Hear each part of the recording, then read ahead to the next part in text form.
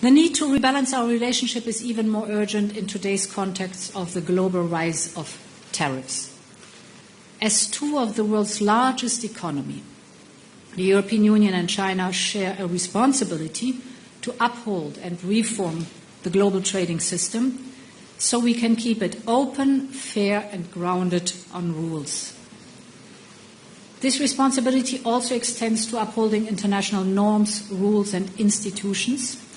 And this is why we raised the critical issue of China's support for Russia's war of aggression against Ukraine.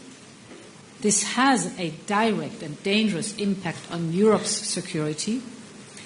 And we expressed together our expectations that China would follow up on our concerns and the expectation that it would use its influence to bring Russia to accept a ceasefire, to come to the negotiation table, enter peace talks, and put an end to the bloodshed.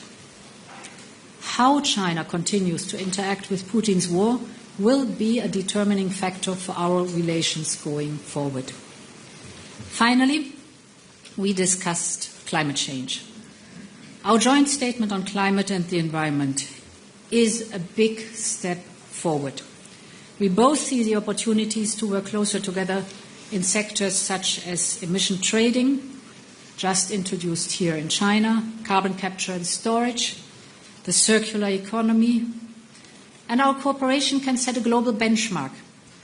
Together, the European Union and China must uphold the Paris Agreement now more than ever. The European Union is doing its fair share.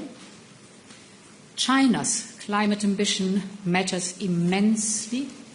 We are both convinced that the triple planetary crisis of climate, biodiversity loss, and pollution requires a strong multilateral framework, and we both want COP30 in Belém to deliver ambitious results. From the summit, I gather that there is a lot we can do together. Despite our difference, and we have differences, we can find pragmatic solutions. Europe will always defend its interests, as China would. We are ready to enhance bilateral cooperation and build a more balanced and more stable relationship. We know the next 50 years of EU-China relations will be shaped by the choices we make today. Thank you. Thank you very much. I'll open the floor for questions. Please note that there's interpretation provided in English and in Chinese. I'll start with the paper.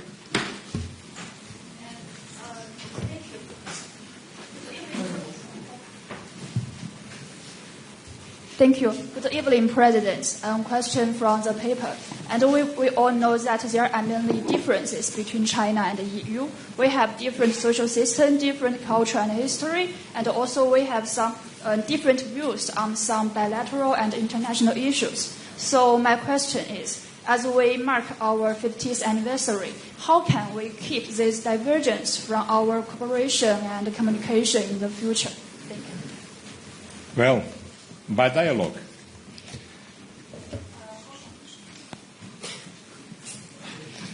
First of all, we respect, of course, the difference of the systems, but by dialogue is the only way to ensure mutual understanding, to identify problems, and to address these problems to find solutions, and also to work together in spite of this difference in the matters that we need to work together because they are global challenges and the world needs a close cooperation between the European Union and China.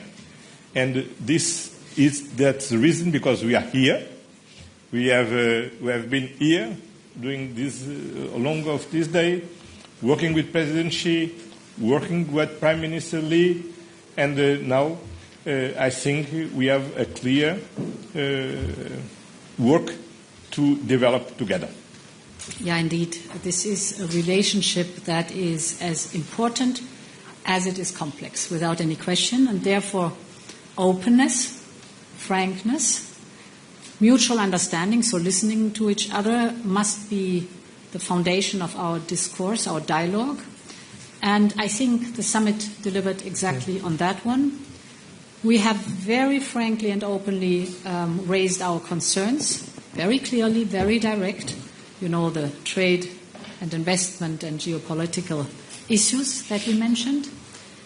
We have partially identified solutions. I mentioned the mechanism, if there are bottlenecks in the export controls, that we have a swift solution for that one, for example. And of course, we also recognize that we have shared challenges or concerns where together we can make a big difference. And this is, for example, the fight against climate change or protecting the environment, but also humanitarian needs, development aid, and topics like this. So it was full of different topics, was a day, but very constructive and very pragmatic. Thank you. I'll give the question to Reuters.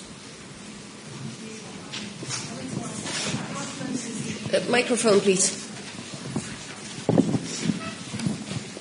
Sorry.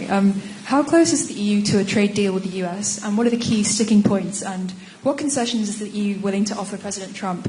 And lastly, how has the potential EU-US trade deal affected the dynamic of today's summit discussions? Do you think that's changed the way the Chinese have approached Europeans? Thank you. So,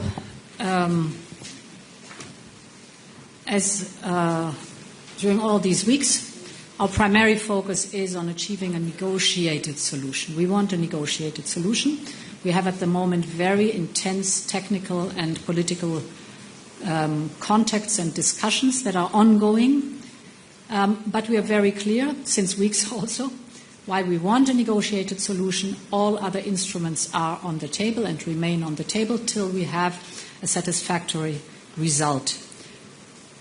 Now to the second part of your question. Our relationship with China is of importance, but it stands on its own merits. That's also very important. It's independent of the actions or the issues we have with others. And I think what we just referred to, what we discussed during the summit, speaks for itself, underscores a shared responsibility that we have, but also the differences that we have to tackle. Thank you. I will give a question to Phoenix. Thank you. I'm with Phoenix TV. I want to raise a question to President von der Leyen. You said in your meeting with President Xi that EU-China ties are at inflection point, and you raised concerns from the EU side. But my question is, what is that the EU is willing to do to really maintain this relationship stable and sustainable? Thank you. Yeah, indeed. I used the term that we are at an inflection point. It is an important relationship that we have, but to be successful, we need to see more progress on the issues that are challenging for us. So important is to listen to each other and to find pragmatic solutions. And you might know that we have several high-level dialogues. We have the very successful high-level dialogue on climate and environment. It took place, I think, a week or 10 days ago with the good result of the joint statement. We have a very important high-level dialogue on the economy and trade. The issues I was mentioning in my statement are very dominant there. Important on human rights.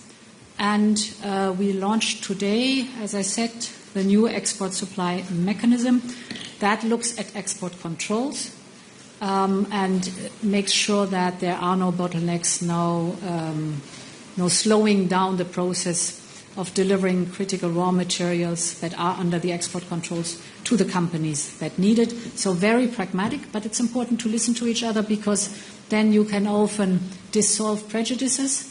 You can find where the issue is really painful and where you have to find a solution, and then you have a pragmatic approach to the whole topic. Thank you. Next to El País.